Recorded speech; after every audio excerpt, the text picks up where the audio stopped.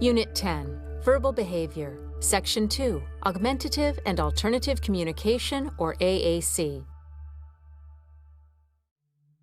When clients are nonverbal and do not have functional speech, then augmentative and alternative communication, or AAC, may be used to give them a way to communicate to get their needs met, as a means to learn to talk, and to reduce problem behaviors, which may occur when clients are frustrated by their inability to communicate.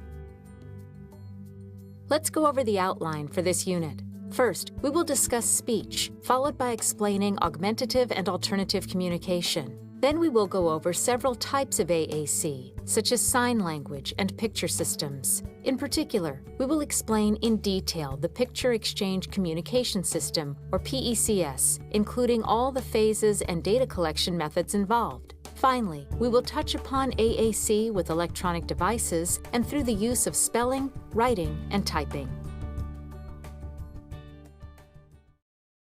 Let's begin by discussing speech as a method of communication. Overall, speech is the most desired form of communication.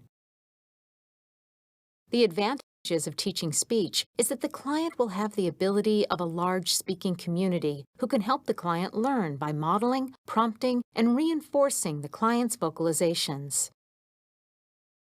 Speech is also portable, meaning that it can be used anywhere without other physical equipment. Speech also has the advantage of being quick and efficient. Finally, speech is often paired with strong reinforcers, such as adult attention and affection, which helps it to increase. In general, speech should be taught if the client has a moderate to strong echoic repertoire, meaning that the client can imitate a variety of sounds or words upon command. Also, speech should be given priority before implementing AAC, and it can still be targeted during AAC usage. However, speech may not be an effective first method of communication if repeated attempts to teach vocal communication have failed, or if the client has a severe motor disability that affects speaking. So now let's discuss augmentative and alternative communication, which includes all types of communication other than oral speech. AAC is used to replace or supplement spoken speech. Some types of AAC are sign language, picture and symbol communication boards, and electronic devices, as well as spelling, writing, and typing. Let's take a moment for our first quiz question, question number 1. Which of the following is not an advantage of teaching a client to communicate with speech? Is it A, availability of a large speaking community, B, portable, C, quick and efficient, or D, paired with strong reliability?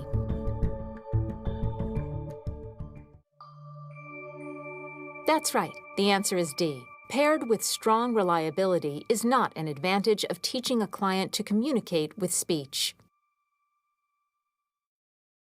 Sign language is the first type of AAC that we will discuss. Sign language is a formal language involving the use of hand gestures to communicate. Some examples of first signs that could be taught are the words for eat, apple, bread, banana, book, ball, milk, and water.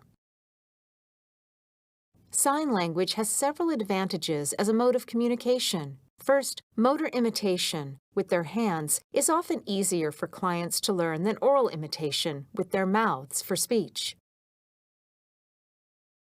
Next, motor imitation is easier to teach because you can use physical prompting and fading, such as hand-over-hand prompts, to guide a client through the movements.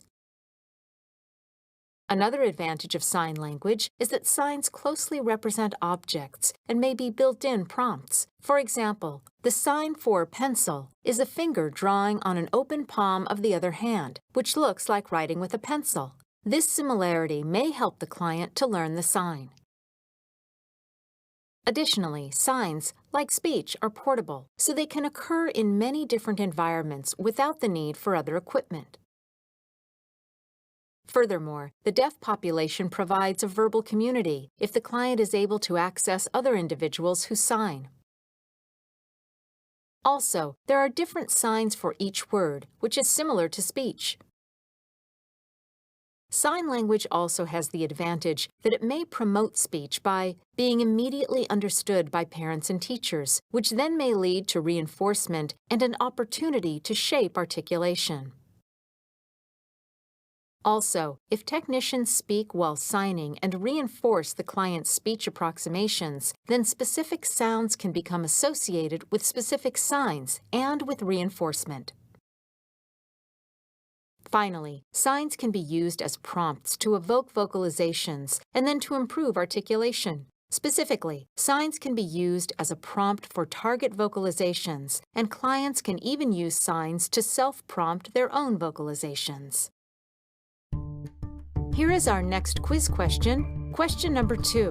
Which is an advantage of teaching a client to communicate using sign language? Is it A, oral imitation is often easier than motor imitation? B, signs closely represent objects and may be built-in prompts? C, the speaking population provides a verbal community?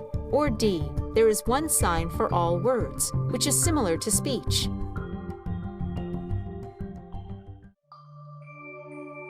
Yes, the answer is B. An advantage of teaching a client to communicate using sign language is that signs closely represent objects and may be built-in prompts. However, there are some disadvantages of sign language as an AAC method. First, extra effort must be made on the part of the behavior technicians and parents to learn sign language. This can be challenging when team members change and when the sign language repertoire gets larger. Another disadvantage is that the client may not come into contact with a sign language community. For example, when the client approaches the cash register at the store, the cashier likely will not understand sign language, thereby leading the client not being able to communicate or to gain reinforcement. Also, each sign must be individually shaped. This can be time-consuming and challenging depending on the complexity of the motor movements involved. The last disadvantage that we will discuss is that sign language requires special training of adults in shaping, prompting, and fading. Now let's go over some important considerations in order for clients to successfully learn sign language. First, you need to make sure to teach a sizable repertoire of signs so that the client has the needed vocabulary to communicate in a wide range of situations. Also, make sure to begin with basic man training when teaching sign language. Do not begin by teaching the client complex words such as more, please, and help, since these mands are hard to learn and have multiple controlling variables, as well as complicated motivators that often change. Also, make sure to choose targets that are not too similar during discrimination training. For instance, do not teach the signs for eat and drink back-to-back, since these signs involve very similar hand motions, and the client may become confused. You should also conduct a sufficient number of discrimination trials so that the client has enough practice to learn the target signs. For example, targeting a new sign once per week will not be enough practice for a client to learn a new sign. Another important consideration is to make sure to transfer stimulus control if there is multiple stimulus control. In particular, if you do not fade out the verbal and nonverbal stimuli, then the client may fail to develop pure mands and will not be able to make spontaneous requests. Also, in order for sign language to be successful, we should make sure to teach all the verbal operants. For example, it would likely be ineffective to only teach a client receptive and tact repertoires while not teaching mand or intraverbal. Finally, it is important to make sure that clients have opportunities to generalize signs outside of treatment sessions, including with the signing community. In order to do this, an effective sign language program will need to incorporate generalization to different materials, people, places, and times of day, as well as provide opportunities to engage with role models in the signing community. Let's pause for quiz question number 3. True or false? Teaching sign language should begin with basic tact training. Is it A, true, or B, false?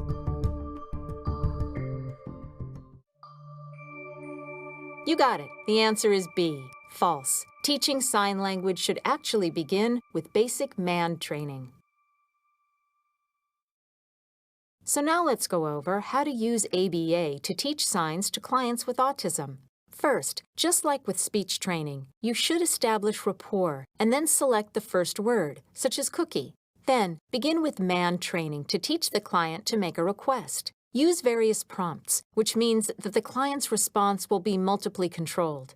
Next, use differential reinforcement to fade prompts so that the client can use a pure man. Continue by introducing additional words.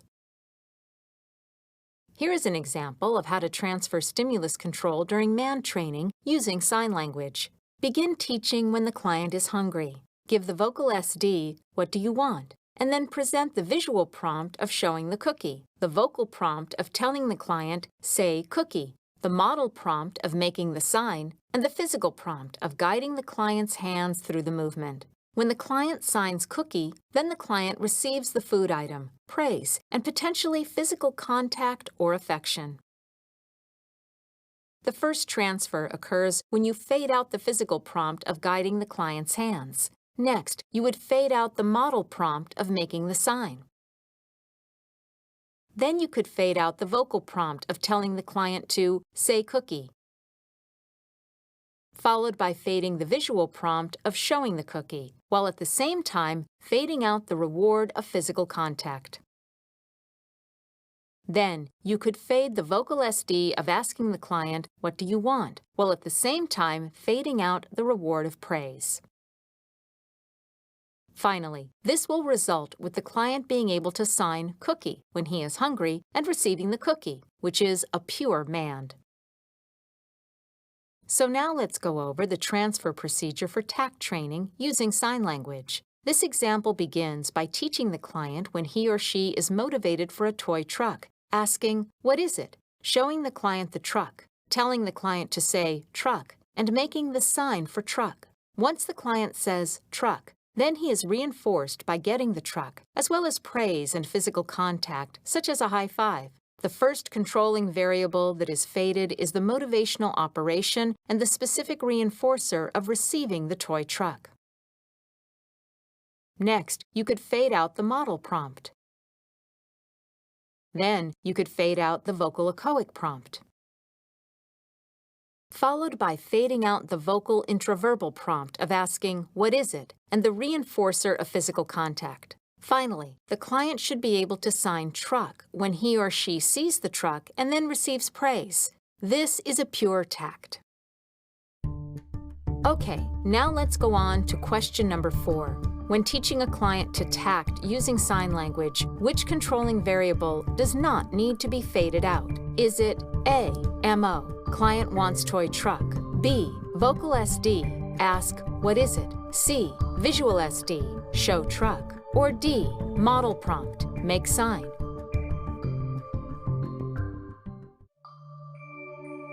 Correct. The answer is C. The visual SD of showing the client the truck does not need to be faded out when teaching a client to tact using sign language. Now that we have covered the basics of teaching sign language, let's discuss another form of AAC, which is picture systems. These are defined as using pictures or symbols to communicate, such as by pointing to, touching, looking at, or exchanging them through either printed stimuli, for example photos on books or boards, or electronic devices, which may have voice output. Some examples of picture systems are low-tech options, such as PECS, and high-tech options, such as Proloquo2Go. Picture communication systems have several advantages. First, the listeners, such as parents and behavior technicians, do not need any special training to understand the client. This is because pictures are easy to understand, and any attentive listener can understand. For instance, a cashier at a fast food restaurant could understand pictures used for ordering food. Another advantage is that pictures or symbols are easy to learn through using match to sample. For example, many nonverbal clients may be able to easily match objects and pictures, such as a real cup and a picture of that cup. This may help the client to learn to point and to use a picture communication system.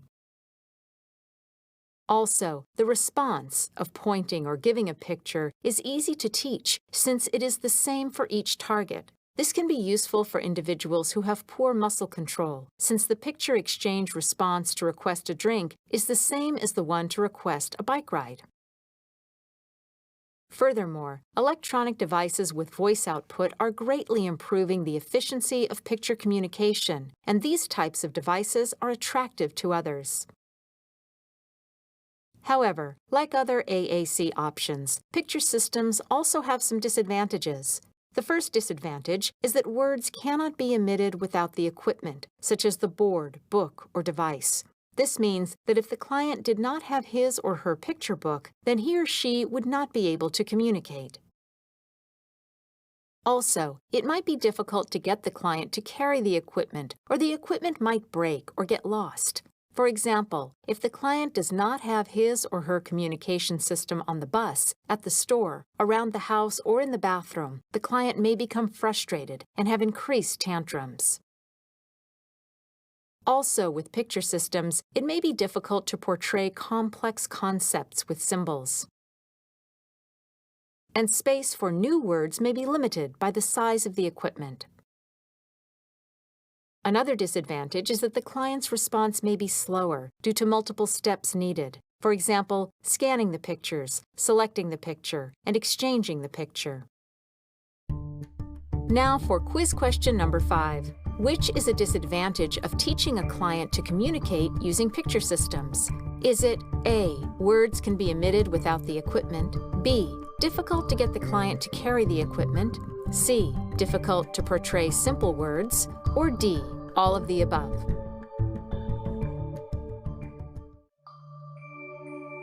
Great! The answer is B. A disadvantage of teaching a client to communicate using picture systems is that it may be difficult to get the client to carry the equipment. So now let's go over the Picture Exchange Communication System, or PECS. This is an AAC system that was developed by Laurie Frost and Andy Bondi, and it is detailed in their book, The Picture Exchange Communication System Training Manual, 2nd edition. PECS is listed as an evidence-based practice by the National Professional Developmental Center on Autism Spectrum Disorder. PECS is unique compared to other picture systems because it has demonstrated improvements in vocal behaviors for a number of children. It focuses on the exchange of the picture between the client and the communicative partner. And it uses man training as the first form of communication. Now let's go over the first phase of PECS, which is called the basic exchange. The goal of Phase 1 is that when the client sees a highly preferred item, the client will pick up a picture of the item, reach toward the communicative partner, and release the picture into the partner's hand. For Phase 1, the setup begins with the client at the table. The communicative partner, abbreviated by CP, sits across the table from the client. Initially, the CP is often the parent, since it is important that the client learns to communicate with his or her close family members. In this phase, the CP has a highly preferred item in his or her hand. A second adult is also involved. This is the physical prompter, abbreviated by PP, who sits behind or next to the child. The PP is typically the behavior technician, who may have the most skill with prompts and prompt fading. Finally, a picture of a highly preferred item is placed on the table between the client and the CP. Now let's review the procedure for Phase 1. The first step is for the CP to entice the client with the highly preferred item, such as by waving the reinforcer, in this case crackers, in front of the client to get his or her attention. Next, wait for the client to initiate by reaching toward the item. The CP should then put out an open hand as a prompt. From behind, the PP physically prompts the client to pick up the picture, reach toward the CP, and put the picture in the CP's hand. The CP gives the client the reinforcer immediately, for example within a half a second, once the picture touches the CP's open hand. The CP also gives expressive follow-up, such as by saying crackers or I want crackers, and gives the client social praise, such as by saying great. The procedure continues with the CP allowing the client appropriate time with the reinforcer, such as 15 to 20 seconds. For crackers, this is not the case, but for a lollipop or a book, then the client would need some time to enjoy it. Next, the CP calmly takes back the highly preferred item if necessary. The CP entices the client again. Now the PP uses backward chaining to fade out prompts. For instance, first the PP could fade out prompts for releasing the picture, then fade out prompts for reaching toward the CP's hand, and finally fade out prompts for picking up the picture. Meanwhile, the CP can use time delay to fade out the open hand prompt. Let's take a break for quiz question number 6. What does CP stand for in PECS training? Is it A, communicative partner, B, communicative picture, C, collaborative partner, or D, collaborative picture?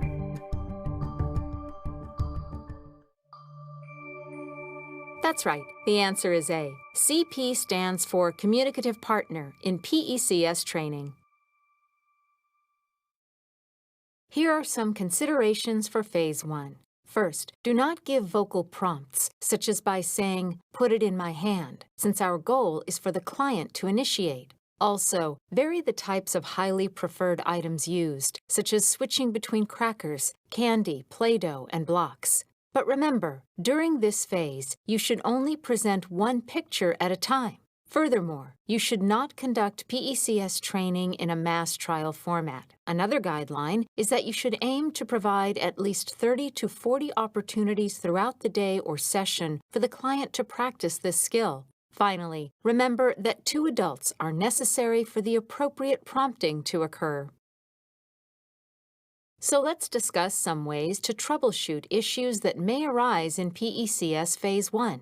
One issue may be that the client does not reach for the item. In this case, the fix might involve that you do another preference assessment. You could also give the client a free sample and see if she or he still enjoys it. Another issue might be that the client gets tired of the item. In this case, you could end the training session or do another preference assessment and change the item offered.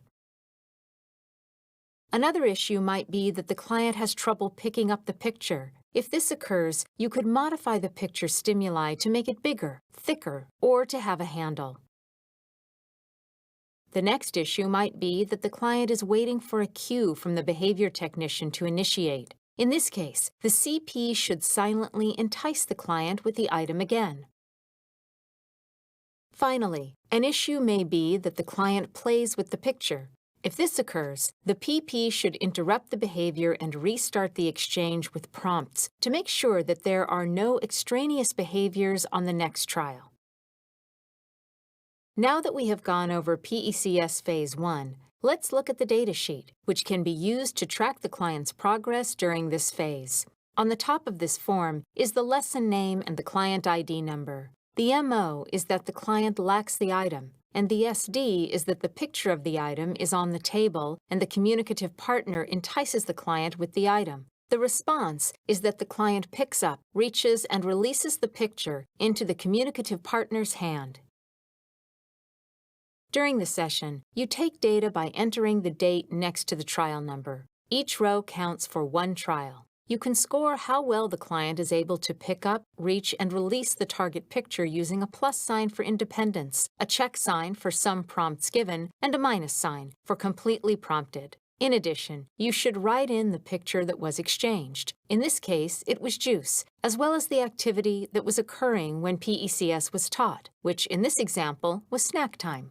Looking more closely at this data, you can see that the client was initially requiring full prompts for all the steps to make the exchange for juice. Eventually, the client became more independent with the release, followed by the reach and release, and finally, the client could perform all 3 steps in a row independently. At the end of the session, you should wrap up your data by summing the total number of independent trials for the client's pickup, reach, and release, which in this example was 8, 11, and 14, respectively. Then, divide the total independence by the total number of opportunities, which was 20, and multiply by 100 to get the percentage independent. As you can see, the client was able to independently pick up the picture in 40% of opportunities, reach for the CP in 55% of opportunities, and release the picture into the CP's hand in 70% of opportunities. Now for quiz question number 7. What is scored on the data sheet for PECS Phase 1? Is it A, select, release, and repeat, B, pick up, eye contact, and exchange, C, eye contact, select, and release, or D, pick up, reach, and release?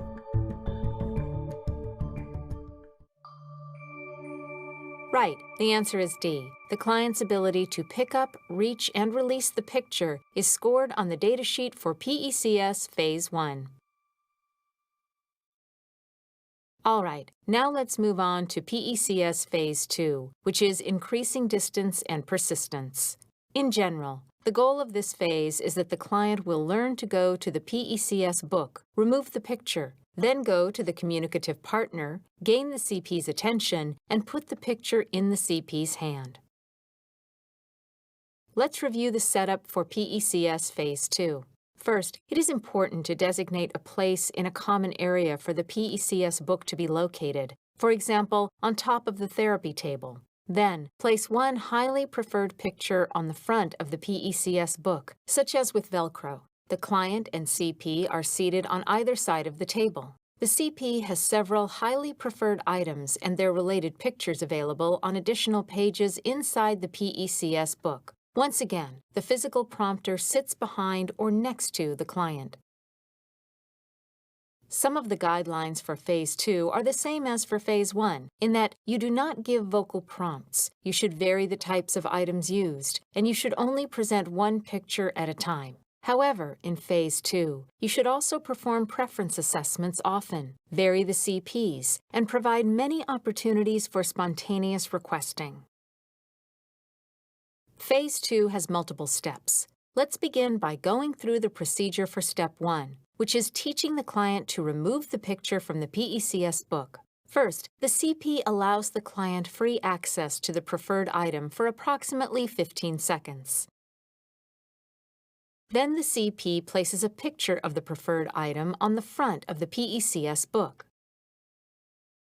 Next, the CP gets the preferred item back from the client and entices the client with the item.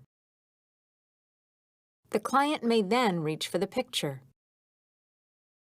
The PP physically prompts the client to remove the picture from the PECS book.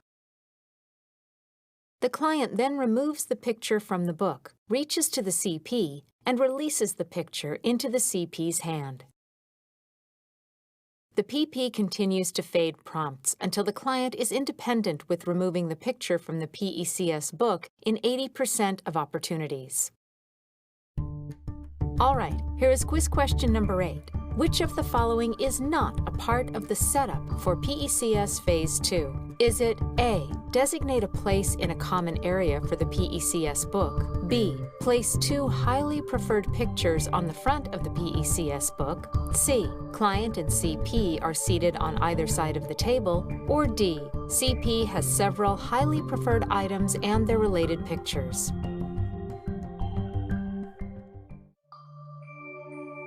Correct. The answer is B. Placing two highly preferred pictures on the front of the PECS book is not a part of the setup for PECS Phase 2, since you should only put one highly preferred picture on the front of the book. Now let's go over the procedure for Step 2, which involves increasing the distance between the client and the CP. First, the client begins the exchange by removing the picture from the book. Then, the CP moves back so that the client has to reach further to release the picture into the CP's hand. The CP uses shaping to gradually increase the distance between the client and the CP. The CP continues moving back so that the client must stand up and walk toward the CP, eventually crossing the room. During this phase, the PP is available to prompt the client by physically guiding the client toward the CP if necessary. The CP does not provide any prompting, such as by saying, "Come here." Next, let's go over the procedure for Step 3, which involves increasing the distance between the client and the book. First, the client initiates by reaching toward the picture on the book, while the CP is standing 5 to 8 feet away with the desired item. Then, the PP moves the book back so that the client has to reach further to remove the picture. Then the PP uses shaping to gradually increase the distance between the client and the book. The PP continues moving the book back so that the client must stand up and walk toward the book, eventually crossing the room. In between trials, either the PP or CP puts the picture back on the book or changes pictures. Now for question number 9. What is the goal of Step 2 of PECS Phase 2? Is it A, making the basic exchange, B, removing the picture from the book, C, increasing the distance between client and CP, or D, increasing the distance between client and book?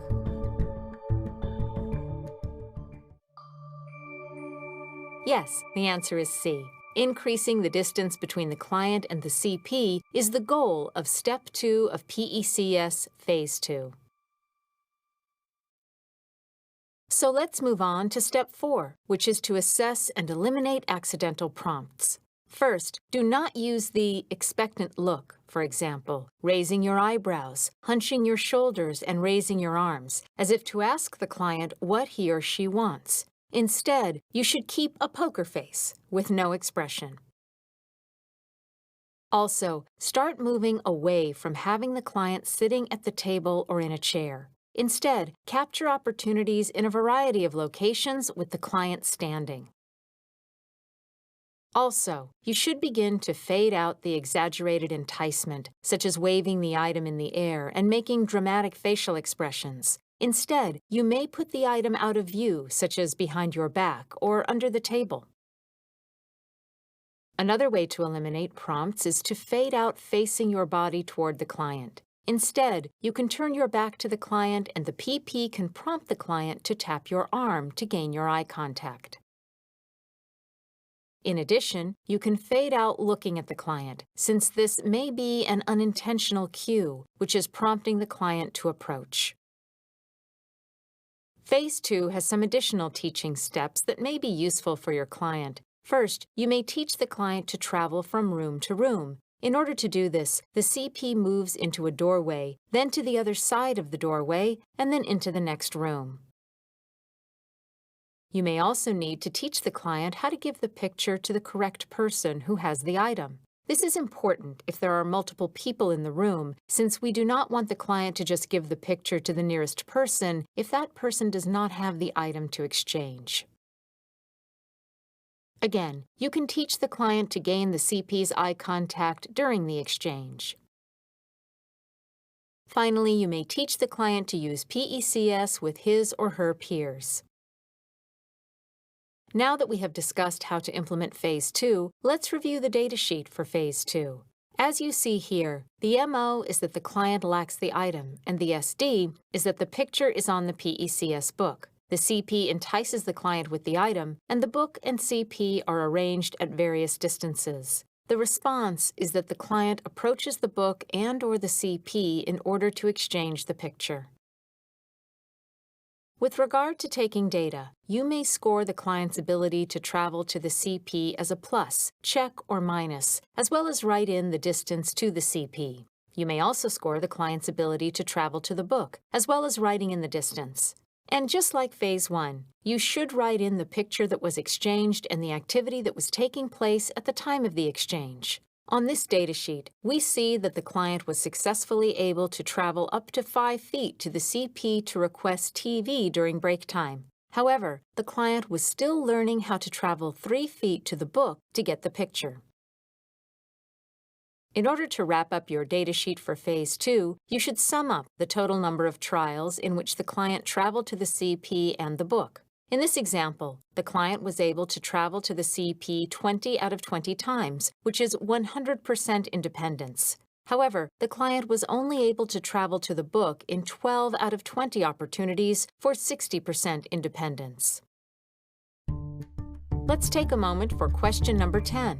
What should you fade out during PECS Phase 2? Is it A, the expectant look, B, sitting in a chair, C, facing the client, or D, all of the above?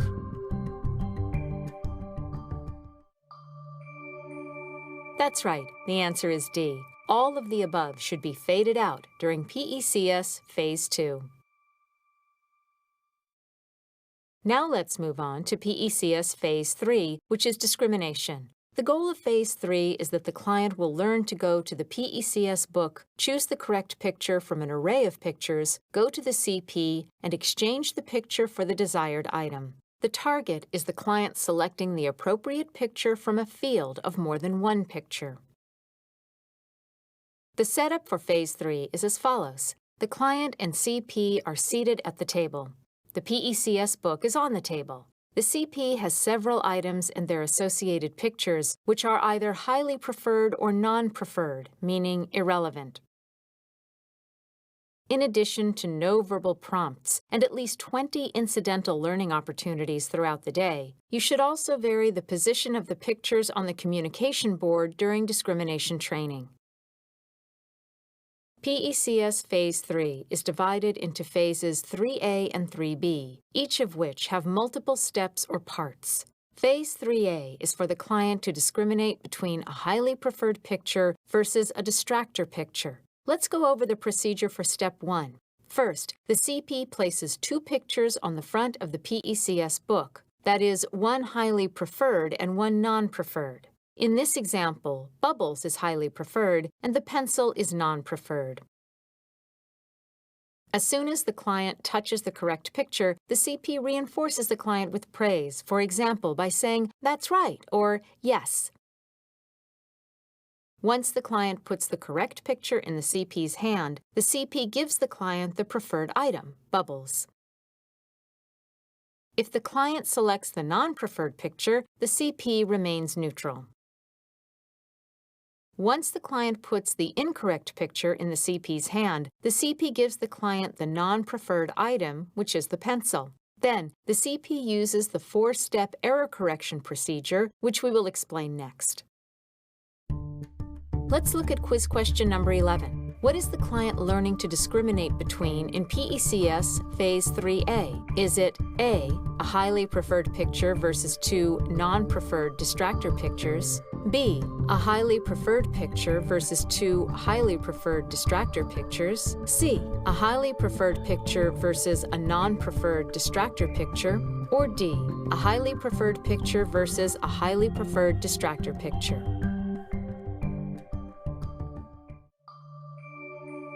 You got it. The answer is C. In PECS Phase 3A, the client is learning to discriminate between a highly preferred picture versus a non-preferred distractor picture.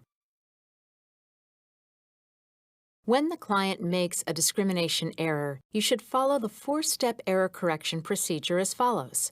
First, model or show the client the correct answer by pointing to the target picture on the book in order to get the client to look at it. Second, you should prompt the client to select that picture, such as by holding an open hand near the picture, or by physically or gesturally prompting the client to select the correct picture. Praise the client for selecting the picture, but do not give the client the item. The third step is to switch tasks. This means to change to an unrelated mastered SD, such as "do this," followed by touching your head as a visual distraction. Praise the client's compliance.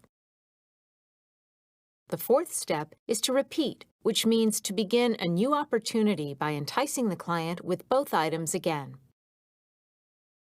Here are some guidelines for Phase 3A. Remember to vary the desired item, vary the switch task, vary the distractor, and vary the position of pictures on the book. During Phase 3A, it may be necessary to troubleshoot with alternative discrimination strategies if the client is having difficulty. Each strategy that we will go over involves a visual prompt that will eventually need to be faded. For example, you could consider using a blank distractor picture to make it more likely that the client will select the highly preferred reinforcer picture. You could also make the highly preferred picture more realistic or colorful than the distractor picture. Another way to troubleshoot would be to make the pictures bigger and to put them farther apart on the table. You could also make the highly preferred picture bigger, as you see here with the blocks, and keep it in a preferred position, which is on the left. Another strategy could be to put the actual items right behind the pictures. As we see here, the Play-Doh is behind its picture and the brush is behind its picture. Furthermore, you could put the pictures on the items or on containers of the items. Our last example is that you could adhere miniature representations of the item onto the picture. Now for question number 12. What are the steps of the PECS 4-step error correction procedure? Is it A, model, prompt, switch, and repeat, B, prompt, switch, model, and repeat, C, model, prompt, switch, and reinforce, or D, prompt, switch, model, and reinforce?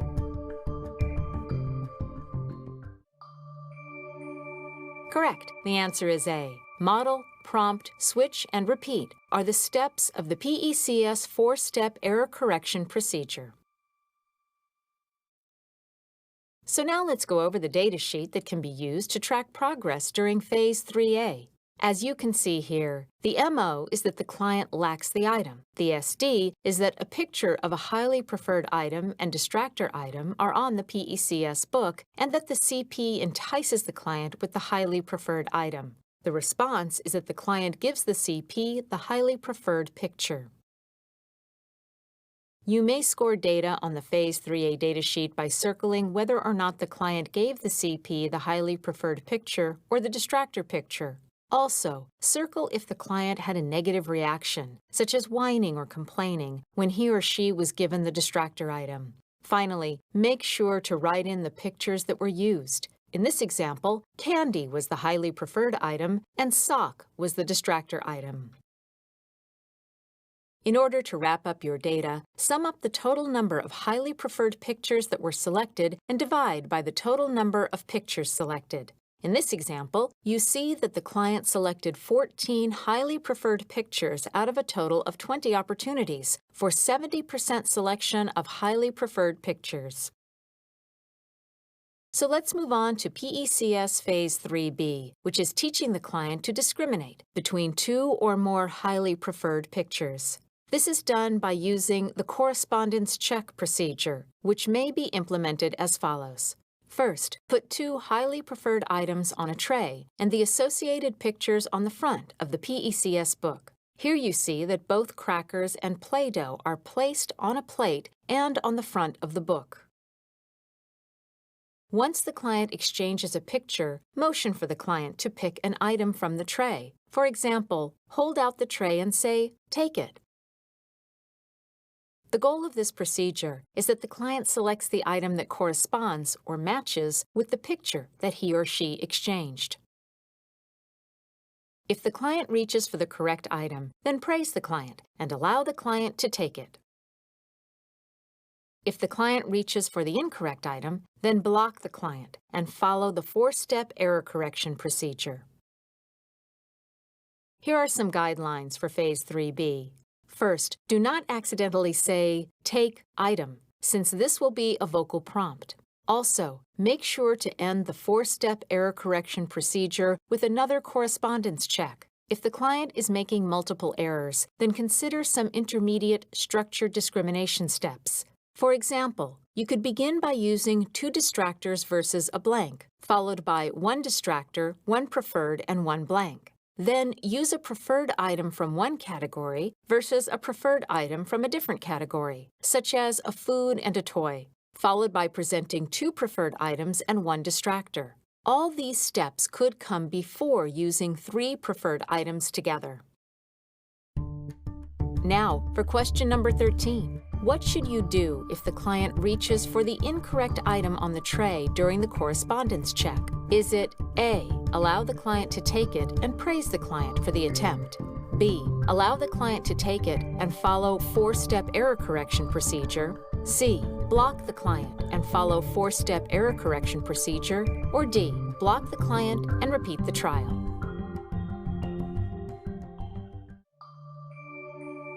Great! The correct answer is B. If the client reaches for the incorrect item on the tray during the correspondence check, you should allow the client to take it and follow the 4-step error correction procedure. Once the client is doing well with discrimination, you should move on to using multiple pictures. For example, you may increase the pictures from 2 to 3 to 4 and to 5 as the client continues to be successful. Also, you should add the same number of items to the tray, and you may consider using a muffin tin or egg carton, which is helpful so that the items do not roll around on the tray. Once you have 5 pictures, they may be arranged as an X on the cover of the PECS book. Another step is to begin putting pictures inside the PECS book. The goal of this step is that the client looks inside the book to find the desired picture. To begin this step, you should clear all the pictures from the front cover. Then, open the book and place a couple of pictures of highly preferred items on the first page. Again, entice the client with the preferred items on the tray.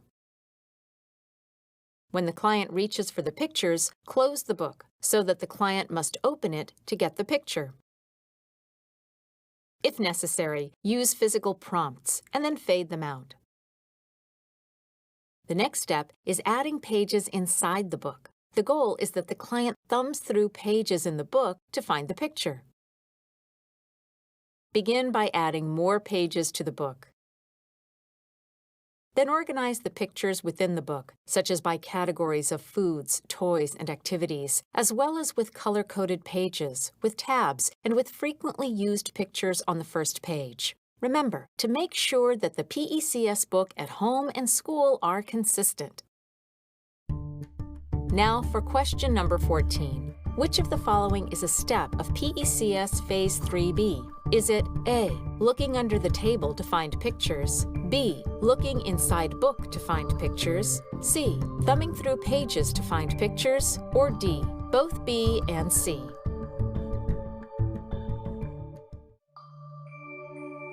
That's right. The correct answer is D. Both B and C are steps of PECS Phase 3B. Another step in Phase 3B is for the client to learn to request items out of view. Once the client has learned to be persistent and to discriminate, you can begin to teach the client to request items that are out of view.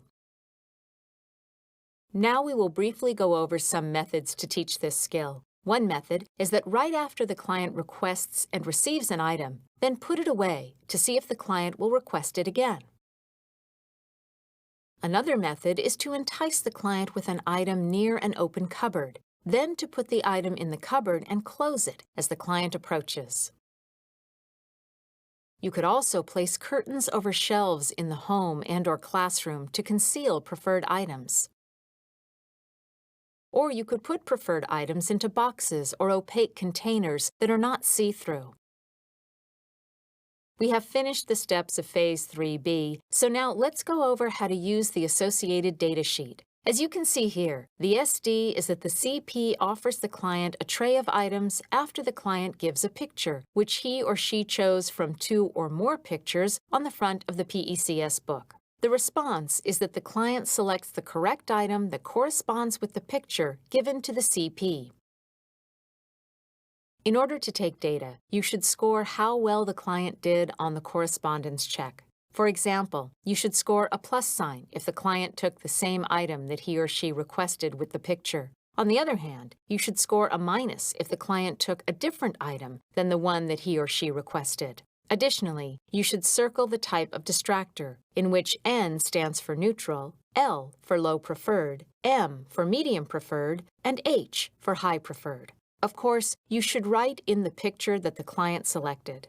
In this example, the client was successful with the neutral distractor shoe, so the technician increased the difficulty to a low preferred distractor puzzle. The client was successful, so he moved on to a medium preferred distractor banana, followed by a highly preferred distractor cookie.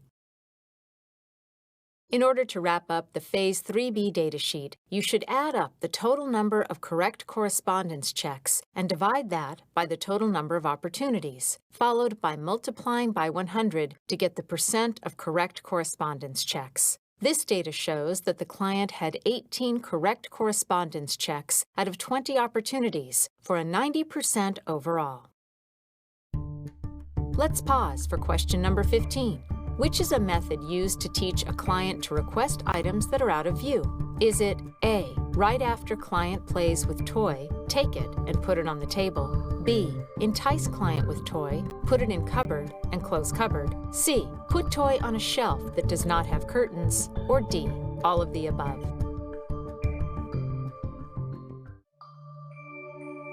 Yes, the answer is B. A method used to teach a client to request items that are out of view is to entice the client with a toy, put it in a cupboard, and close the cupboard. We are now going to discuss Phase 4, which is using the sentence strip. The goal of Phase 4 is that the client will learn to request both in and out of view items by putting an I want picture and a preferred item picture on the sentence strip, giving the sentence strip to the communicative partner, and pointing to the words in order to receive a desired item. The setup and materials needed for Phase 4 are as follows: a PECS book, a sentence strip with Velcro on the front and back, an I want picture, and preferred items and their corresponding pictures. With regard to guidelines for Phase 4, at this point the client should have 20 to 50 pictures inside his or her PECS book. Also, you should continue to do periodic correspondence checks to ensure that the client is maintaining discrimination. Also, use backward chaining to train the strips in Phase 4. As usual, do not use vocal prompts. Have the client communicate with a wide variety of partners and create as many opportunities as possible per day or session for the client to request during functional activities. Here is a quick overview of the steps to be learned by the client in Phase 4. Specifically, the client should learn to get the book. Remove the I want icon from the book. Put the I want icon on the sentence strip. Remove the reinforcer picture from the book. Put the reinforcer picture on the sentence strip. Remove the sentence strip from the book, and give the sentence strip to the CP. So let's take a break for quiz question number 16.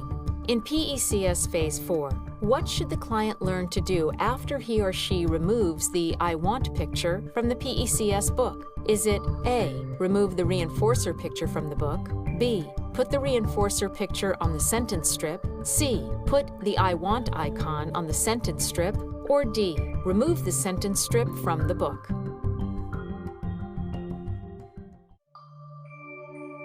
Great! The answer is C. In PECS Phase 4, the client should learn to put the I want icon on the sentence strip after he or she removes the I want icon from the PECS book.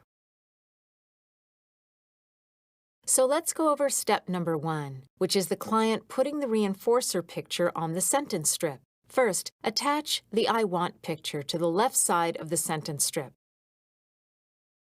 Second, put at least one reinforcer picture on the front of the PECS book on the right side. Once the client removes the picture and begins to reach toward you, physically prompt the client to put the picture onto the right side of the sentence strip. Then, physically prompt the client to remove the sentence strip and give it to you. Turn the sentence strip toward the client and quickly read the words while pointing to them. And give the client the reinforcer. Step 2 involves the client putting the I want picture on the sentence strip. You should begin by putting the I want picture on the front of the PECS book on the left side. Then, put at least one reinforcer picture on the front of the PECS book on the right side. Once the client reaches for the reinforcer picture, physically prompt the client to remove the I want picture and put it on the left side of the sentence strip. Then, allow the client to complete the remaining steps.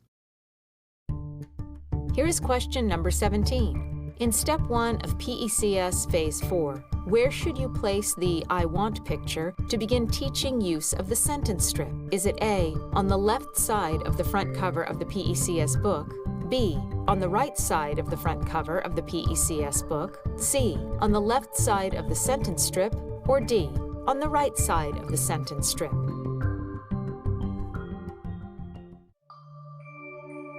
You got it. The answer is B. In Step 1 of PECS Phase 4, you should place the I want picture on the left side of the sentence strip to begin teaching use of the sentence strip. Now we will move on to discuss Step 3, which involves reading the sentence strip while the client is pointing to the pictures. Once the client hands you the sentence strip, turn it around and physically prompt the client to point to the pictures while you read it aloud. Use backward chaining to fade out the physical assistance. Step 3 goes on to include reading the sentence strip with the client speaking. For this step, use time delay prompts to encourage the client to speak. Turn the strip toward the client. The client points to the first picture and you read, I want. The client points to the reinforcer picture and you pause for a specified amount of time, for example, 3 to 5 seconds. If the client says or approximates the word, then use differential reinforcement to give the client a larger amount of the reward. Then use backward chaining and pause after the client points to the I want picture to encourage the client to say, I want. If the client does not say or approximate the word within 3 to 5 seconds, then read the word and give the client the normal amount of the reward. Now let's go over some guidelines for Phase 4. First, do not require the client to speak. If the client makes the exchange, then the client should get the requested item. However, if the client speaks during the request, then the client should get more of the reward for longer. Now for question number 18. What prompting method is being used in the following scenario? BT points to the word on the sentence strip and waits 3 seconds. The client does not say the word, so the BT reads the word and gives the normal reward. Is it A, time delay prompt, B, physical prompt, C, visual prompt, or D, backwards prompt?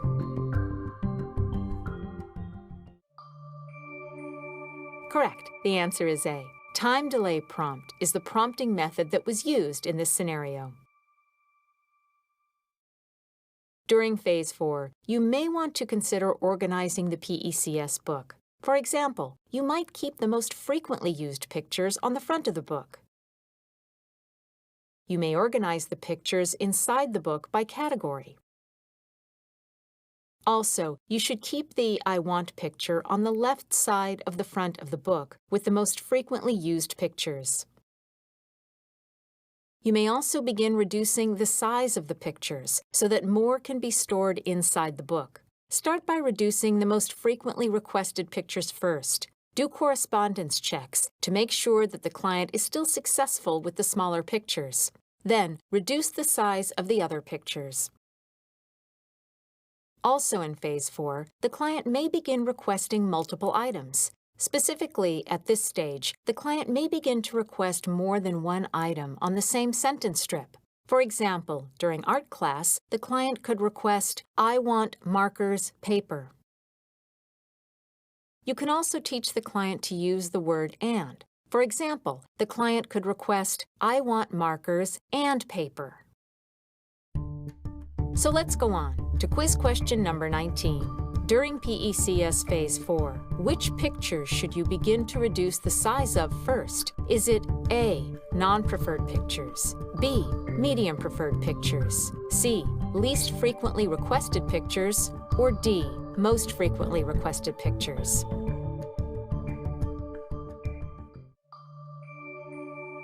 Right, the correct answer is D. During PECS Phase 4, you should begin by reducing the size of most frequently requested pictures first. During Phase 4, you may also begin saying no to the client. At this stage, you may begin to say no to the client's requests. For example, it is not healthy for a client to request 100 cookies per day.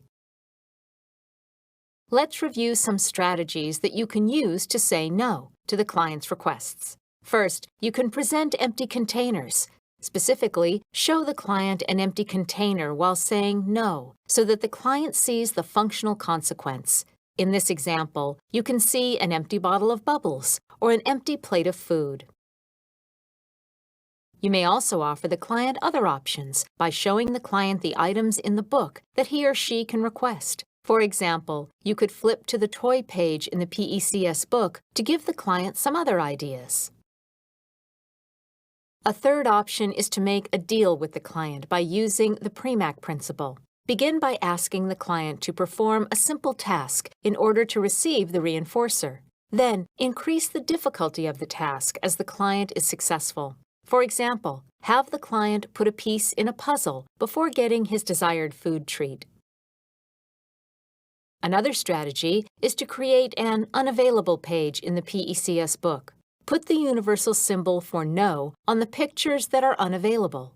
Then, put all the unavailable pictures on the same page, which could be a red page. It is important that you never remove or hide the pictures, since this is taking away the child's ability to communicate.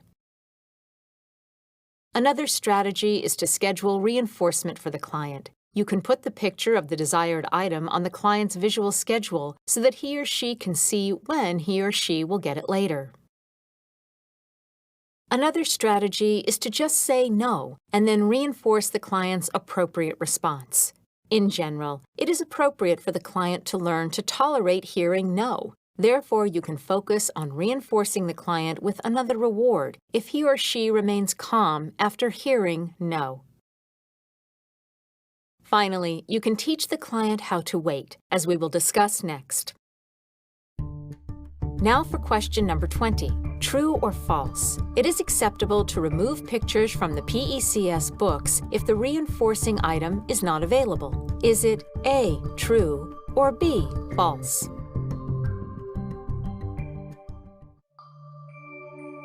Nice work. The answer is B, false. It is not acceptable to remove pictures from the PECS book even if the reinforcing item is not available.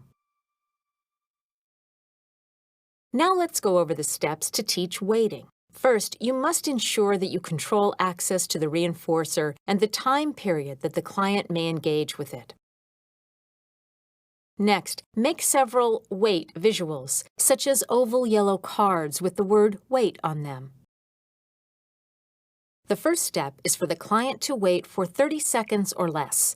When the client gives you a picture of a desired item, you give him or her the wait card to hold and say, wait.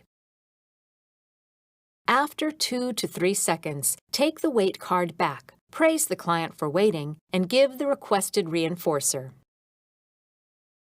Slowly begin increasing the time that the client must wait by 1 to 2 seconds.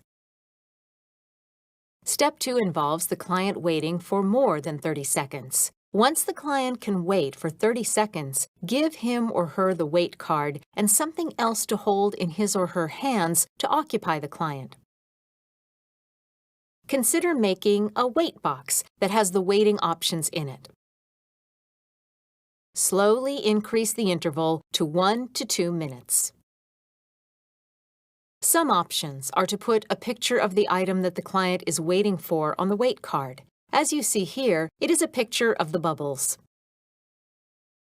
You could also add stars to the wait card and give the client stars to represent increments of time that pass.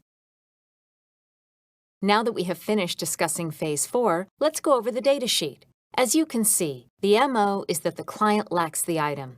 The SD is that the I want picture and desired picture are on the front of the PECS book, which also has a sentence strip. The response is that the client puts the I want picture on the strip, puts the desired picture on the strip, exchanges the strip with the CP, and points to the pictures on the strip. In order to take data, you should score how well the client does with the following skills. Put I want on strip, put picture on strip, exchange strip, point to pictures, and correspondence check. At the end of the session, calculate the percentage of independence for each of the target skills.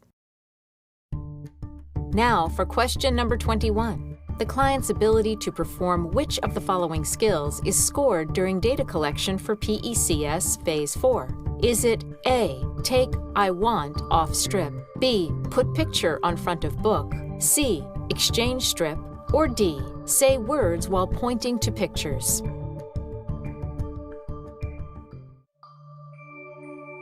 That's right. The correct answer is C. The client's ability to exchange the sentence strip is scored during the data collection for PECS Phase 4. Now we have reached the PECS phase on attributes. The goal of this phase is that the client will learn to request both in and out of view items by putting an I want picture, an attribute picture, and a preferred item picture on a sentence strip and exchanging the sentence strip.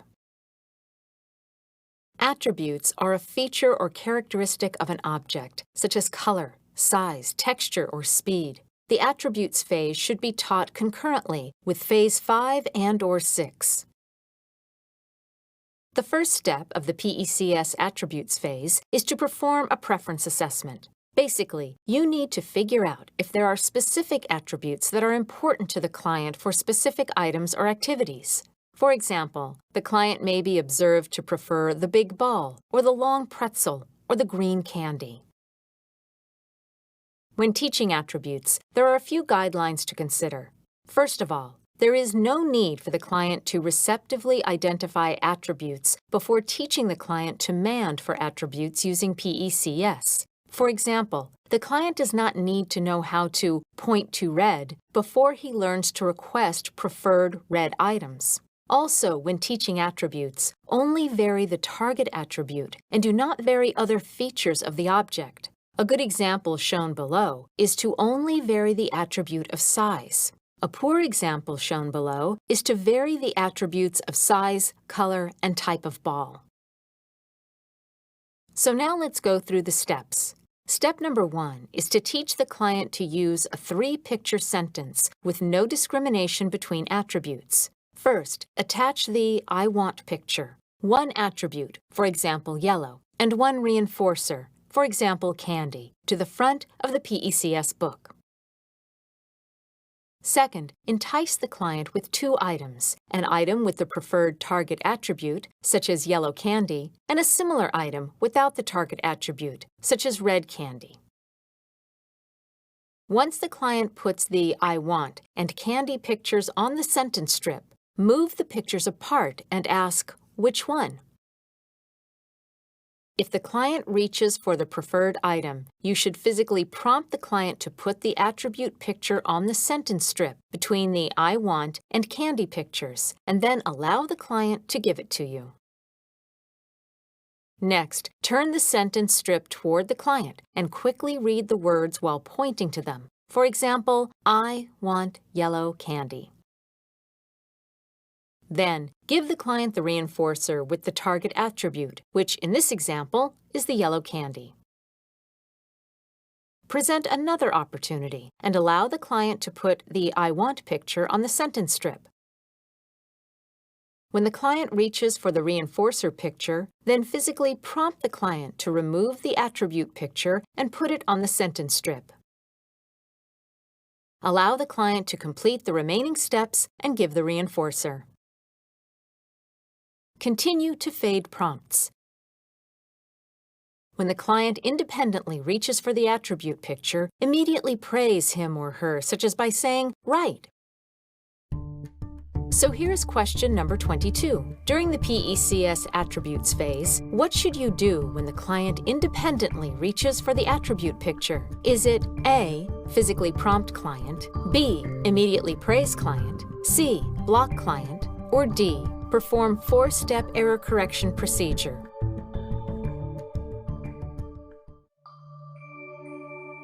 Super! The answer is B. During the PECS attributes phase, you should immediately praise the client when the client independently reaches for the attribute picture. Now let's go on to step number 2, which is the client discriminating between high and low preferred attribute pictures. To begin, attach 2 attribute pictures to the front of the PECS book, one preferred and one non-preferred. If the client reaches for the preferred attribute picture, immediately praise him or her and then give the reinforcer when the exchange is completed. If the client reaches for the non-preferred attribute picture, allow him or her to complete the exchange, give the client the non-preferred item, and see if the client reacts negatively. Then, follow the 4-step error correction procedure. So let's move on to step number 3, which is the client discriminating between preferred attribute pictures. First, attach 3 attribute pictures to the front of the PECS book. In this case, 2 preferred pictures and 1 non-preferred picture. Once the client makes an exchange using one of the attributes, then perform a correspondence check by presenting the tray of items. Please note, when reading the sentence strip back to the client, do not say the attribute, or this may prompt the client regarding which item to select from the tray. Now let's discuss steps 4 and 5, which involve the client discriminating between multiple preferred pictures and items. To begin, attach multiple attribute pictures to the front of the PECS book, as well as multiple items. In this example, we see yellow, red, and green pictures, as well as pictures of candy, blocks, and Play-Doh.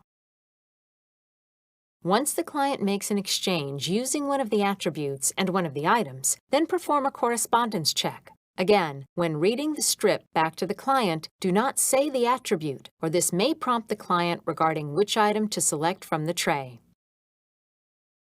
We have finished explaining the steps of the PECS attributes phase, so now let's take a look at the datasheet for this phase. As you can see, the MO is that the client lacks the item. The SD is that the I want picture, attribute picture, and desired pictures are on the front of the PECS book. The response is that the client puts the I want picture on the strip, attribute picture on the strip, and desired picture on the strip, exchanges the strip with the CP, and points to pictures on the strip.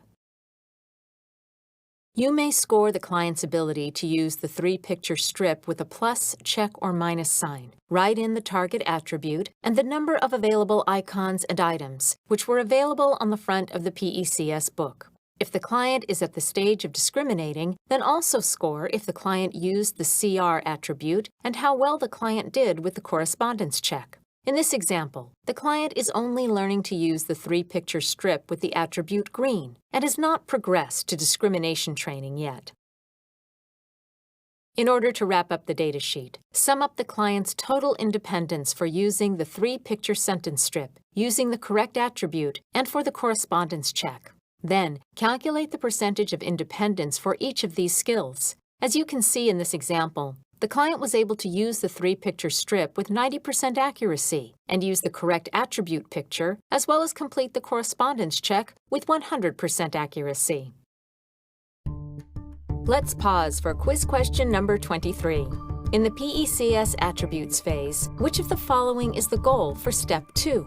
Is it A, making a 3-picture sentence with attributes, B, discriminating between high preferred and low preferred attributes, C, discriminating between preferred attribute pictures, or D, discriminating between preferred attribute pictures and items?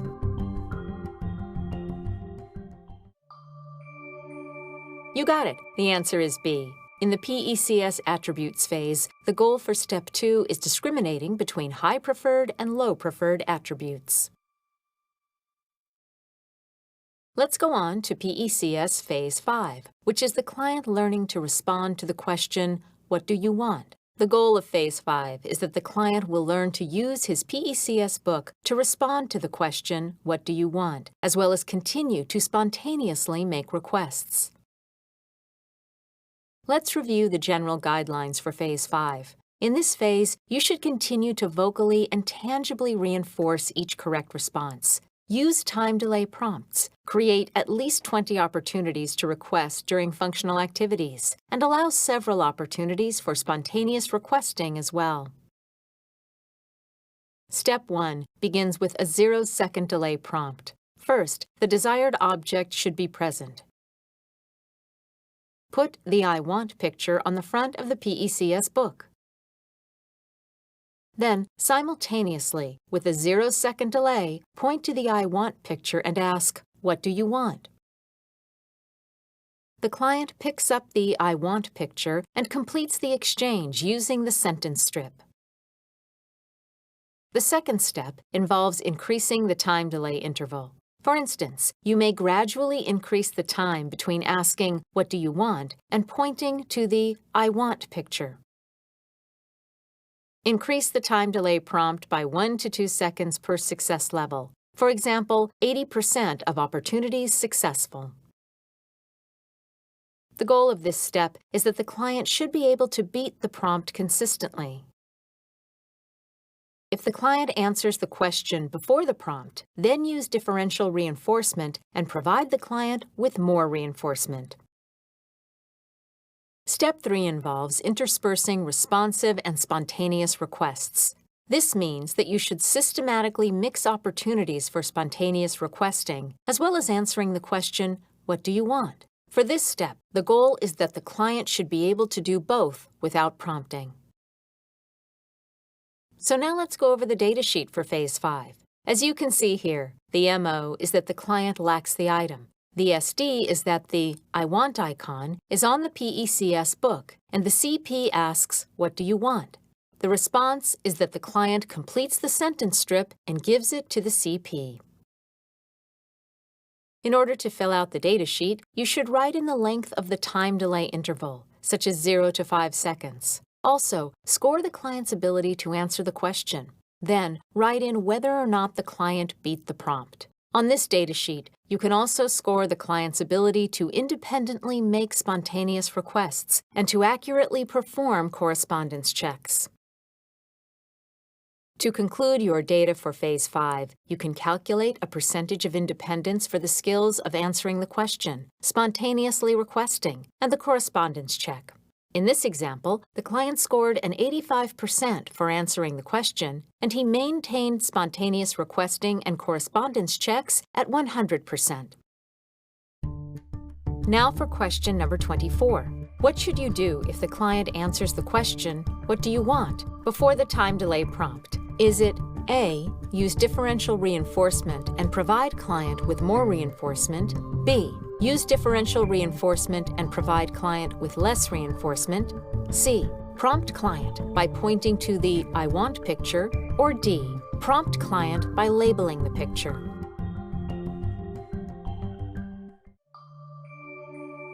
Yes, the answer is A. If the client answers the question, "What do you want?" before the time delay prompt, you should use differential reinforcement and provide the client with more reinforcement. We have now reached the final PECS phase, which is Phase 6 on commenting. The goal of Phase 6 is that the client will learn to comment in response to various questions, as well as to make spontaneous requests and comments. Commenting may also be referred to as tacting or labeling. Commenting is controlled by nonverbal stimuli in the environment, and it receives social reinforcement. The guidelines for Phase 6 are as follows. Reinforce each communicative act appropriately. This means to use specific tangible as well as social rewards for requests. Try to use only social rewards for comments. If needed, use unrelated tangible rewards, which are not involved in the comment. For example, if the client comments, "I see juice," then you may praise the client and give him or her a sticker for a reward. In this case, the sticker is a tangible item, but it is unrelated to juice. Other guidelines for Phase 6 include using delayed prompting to train and creating at least 30 opportunities per day. Step number 1 for Phase 6 involves teaching the client to respond to the question, "What do you see?" You should contrive environmental events that elicit comments. For example, novel events, such as the presentation of a new toy. or events that defy an expectation, such as an adult wearing a shoe on her head instead of a hat. Also surprising or startling events, such as a loud horn or items dropping on the floor. You may set up a variety of possible activities to promote commenting. For example, one activity could involve the client getting items out of a mystery box or bag, or the client looking through a picture album, or the client watching a favorite movie or show, or reading a familiar book, or going on a walk outside, or listening to favorite music. All of these activities may present opportunities for the client to comment on things in the environment that he or she sees or hears. Now for question number 25. When teaching commenting, which reward could be appropriate to give to a client who correctly comments, "I see bubbles," in response to the question, "What do you see?" Is it A, praise, B, bubbles and praise, C, sticker and praise, or D, both A and C?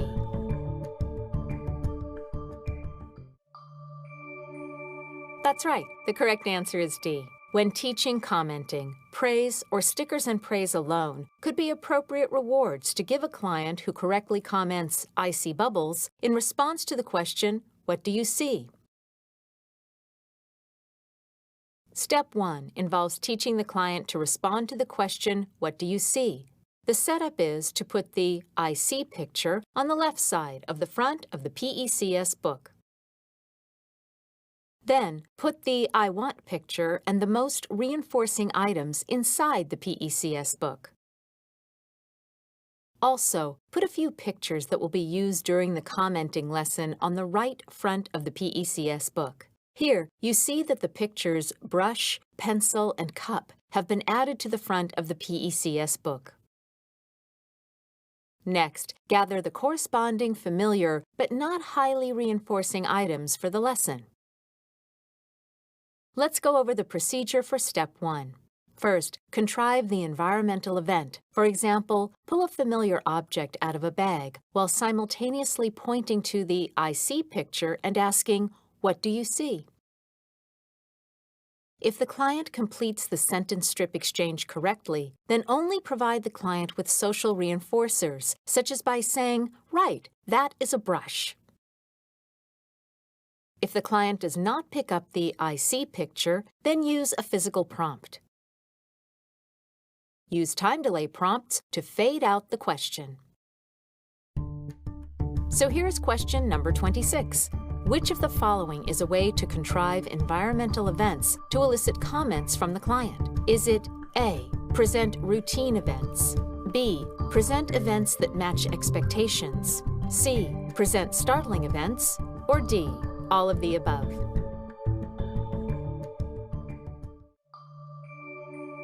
Great! The answer is C. Presenting startling events is a way to contrive environmental events to elicit comments from the client. So now let's discuss step number 2, which is the client discriminating between multiple sentence starters. Begin by putting both the "I want" and the "I see" pictures on the left front of the book.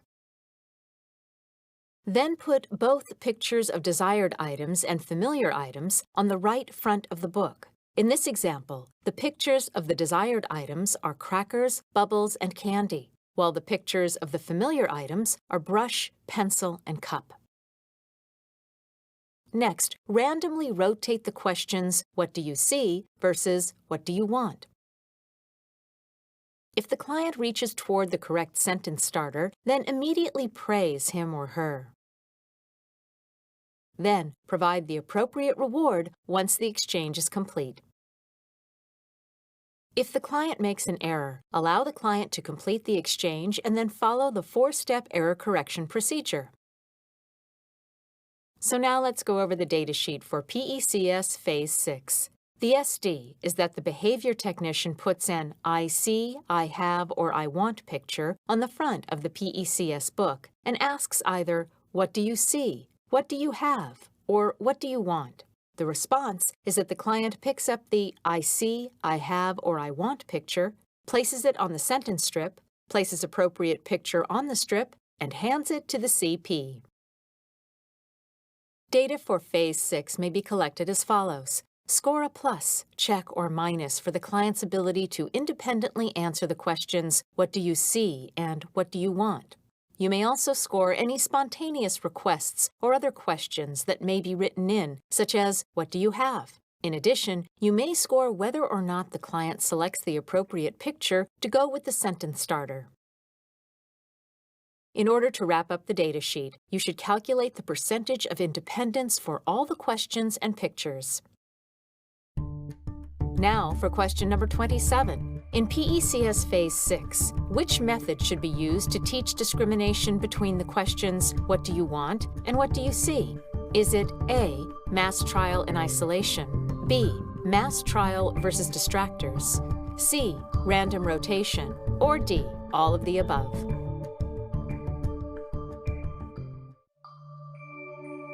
You got it, the answer is C. Random rotation is the method which should be used to teach discrimination between the questions, "What do you want?" and "What do you see?"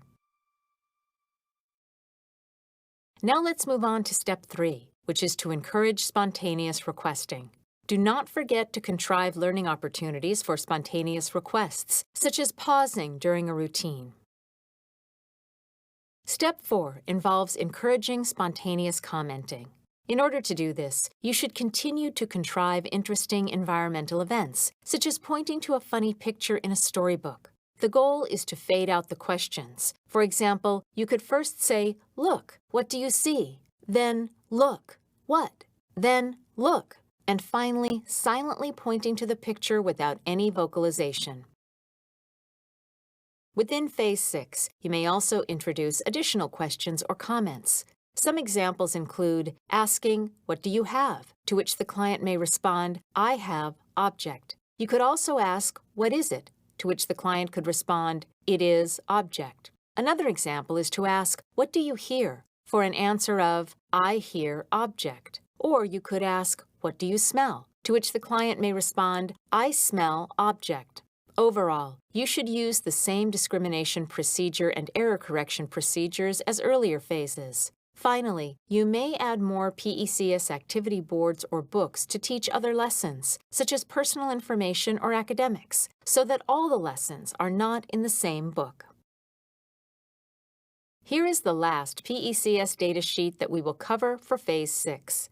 The SD is that the behavior technician asks a novel question and/or the client experiences novel input from the environment, such as a new smell or sound.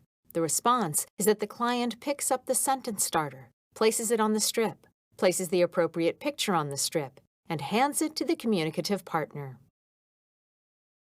You may score the client's performance by giving the client a plus, check, or minus for his or her ability to answer the questions or make the comments both upon request or spontaneously. Remember to also score the client's ability to give the correct picture with the associated sentence starter. Finally, in order to complete the data for Phase 6, you should calculate the client's percentage of independent performance for each skill and each picture. PECS is a valuable format to teach nonverbal clients many skills. Here are some examples of additional skills that may be taught using PECS: requesting help, saying yes or no, requesting a break, waiting, following instructions, transitioning, and following a schedule. In conclusion, PECS helps provide nonvocal clients with a mode of communication, which in turn may reduce problem behaviors.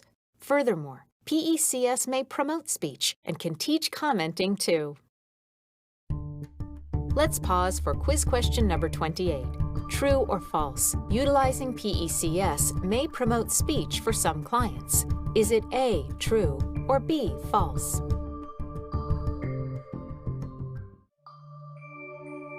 Correct. The answer is A, true. Utilizing PECS may promote speech for some clients.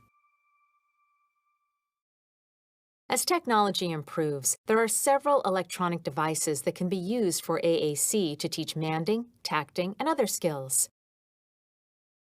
The advantage of electronic devices is that they provide voice output or talk for the client. For example, when the client touches a symbol on the electronic device, the device communicates through voice output. Please note that it is best to record or use a voice that matches the gender of the client when possible. Furthermore, your supervisor will need to consider the client's abilities, such as visual, motor, and memory skills, when determining the type of device, display, and number and size of symbols to use. Let's go over some examples of the electronic devices that are currently available. Please note, these may change over time, and your supervisor should conduct research to determine the most effective device available. One example is the Go Talk Pocket. This device has 30 messages available. It is small and fits in your client's hand or pocket. It can also attach to a lanyard. It includes picture and vocal recording and is customizable. Another example is the My Voice Talk Rocket Go app. This device features tap-to-talk technology, as well as large buttons and text, bright pictures, and it is customizable. It is compatible with Bluetooth switches, buttons, keyboards, or wheelchair interfaces. The screen can be accessed with the whole arm or the lightest touch from the pinky finger. Also, vocabulary related to location jumps to the top of the display for efficient use. Another electronic device is the Proloquo To Go. With this device, you can customize vocabulary by age, ability, and language. There are 20,000 symbols available, or you can add your own. It includes pre-designed templates to quickly create new pages. Also, the core words needed by the client are located consistently across the pages or folders. Furthermore, there are features to use it with multiple clients, to message others, and there are even expressions and sounds that the client can use for voice output. Another example of an electronic communication device is the ProxTalker App Lite and ProxTalker device. This is a low-tech solution that comes with 80 symbols, or you can add your own. You may use the app to design your own board by arranging photos, symbols, or text, and then printing the board. You may also attach the pictures from the board to sound tags on the device for voice output. Another option is the SmartStones Touch Pros app. This system lets the client communicate with gestures. For example, the client could use the Apple Watch to speak with a tap. The client could use the remote control necklace or cuff to speak with taps and swipes. Also, the client could use the EEG headset to speak with thoughts or facial expressions. Another example is the Talking Tablet with the Quick Symbols AAC Pro app. This system has 32 categories and nearly 1,000 symbols. It also contains a category of start words, such as I want or I have. It creates a sentence at the top of the screen. The voice output can be programmed to occur during sentence creation or at the end of the sentence. This system also includes customizable features. The last device we will discuss is the Tobii Dynavox device with Snap and Core First App technology, or Communicator 5 software. This device has a rugged design with Gorilla Glass, integrated speakers, and covered ports, but the software can also be used on tablets or computers. It can be used with eye gaze, switches, touch, and pointing devices. Also, Dynavox can have multiple users and has messaging features, such as email and social media access. The software is designed to promote literacy. It has a wide variety of pre-designed layouts, voices, and has cloud storage backup. Like all the devices, it has customizable features. Finally, in addition to picture systems and voice output devices, clients may be able to use spelling, writing, and typing as a means of AAC.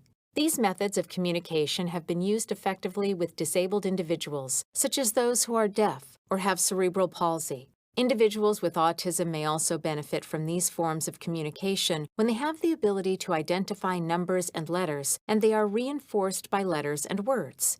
Also, these methods may be useful with clients who have hyperlexia, which is the ability to read at an early age, that is, prior to age 5, but with limited understanding or use of language. For example, the client may be able to decode words without comprehending them. The method is straightforward, which is teaching the client to spell, write, and/or type words to communicate. It is important that you fade out any physical prompts so that the communication is coming from the client as opposed to indirectly from you. Now for our last quiz question, question number 29. Which is an advantage of teaching a client to communicate using electronic devices? Is it A, words can be emitted without the equipment, B, the equipment will not get lost, C, the equipment provides voice output, or D, it is easy to portray complex concepts?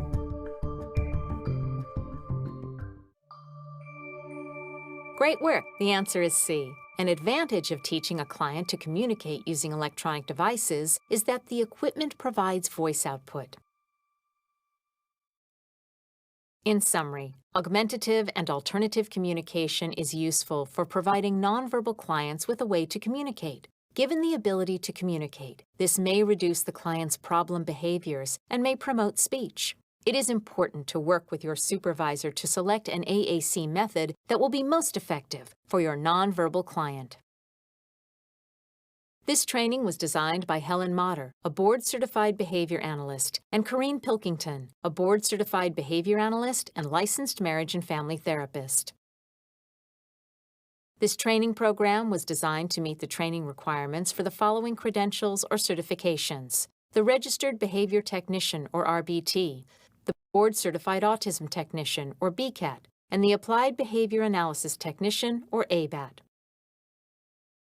This training covered the Registered Behavior Technician, or RBT, Task List Section A, Measurement, specifically A-05, Enter Data and Update Graphs, as well as Section B for Assessment, including B-02, Conduct Preference Assessments. It also covered Section C on skill acquisition, specifically C-03, Use contingencies of reinforcement, C-05, Implement naturalistic teaching procedures, C-07, Implement discrimination training, C-08, Implement stimulus control transfer procedures, C-09, Implement stimulus fading procedures, and C-10, Implement prompt and prompt fading procedures.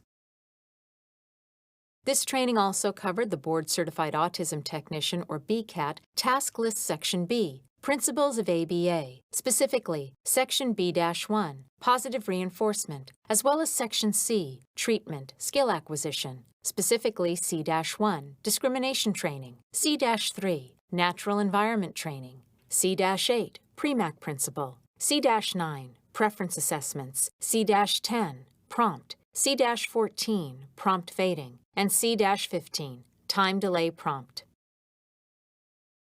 This training also covered the following BCAT task list items: C-16, Chaining, C-17, Shaping, C-19, Alternative and Augmentative Communication, C-20, Functional Approaches to Teaching Language Skills, C-21, MAND Training, C-22, TAC Training, and C-31, Teaching Executive Functioning Skills, as well as Section E, Behavioral Data Collection, specifically E-3, Skill Acquisition Data. Finally, this training covered the Applied Behavior Analysis Technician, or ABAT, task list items Standard 4, Instructional Interventions, 4.3, Implement Naturalistic Teaching Methods, and 4.5, Implement Implementation Strategies, Discrimination Training, Stimulus Control Transfer, Stimulus Fading, as well as Prompt and Prompt Fading. It also covered Standard 6, Treating Individuals with Challenging Behaviors, specifically 6.5, Demonstrate an Understanding on How to Implement Different Types of Reinforcement, as well as Standard 7 on Data Collection and Evaluation, specifically 7.3, Explain how to collect and utilize data in effective and reliable ways. The references used in this training include Frost and Bondi's book, The Picture Exchange Communication System Training Manual, 2nd edition, as well as Sundberg and Partington's book, Teaching Language to Children with Autism or Other Developmental Disabilities.